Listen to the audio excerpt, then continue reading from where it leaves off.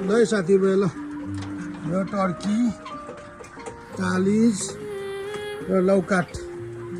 राख्ने ठाउँ चाहिँ यस्तो छ ल यस्तो तरिकाले बनाएको छु उता छेउमा सिसी क्यामेरा छ ल अब टर्की पनि खासै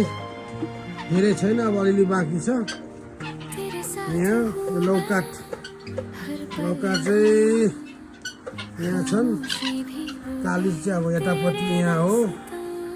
कालिज यहाँ लौकाट यहाँ भालेले चाहिँ सखा पारे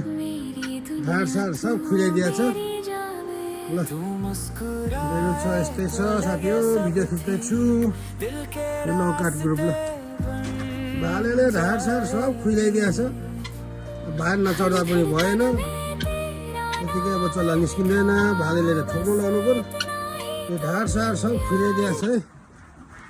ल यो टर्कीहरू अब लगभग करिब सिद्धेको छ कालिज अलिअलि छ यहाँ छ चल्ला निकाल्नको लागि मात्रै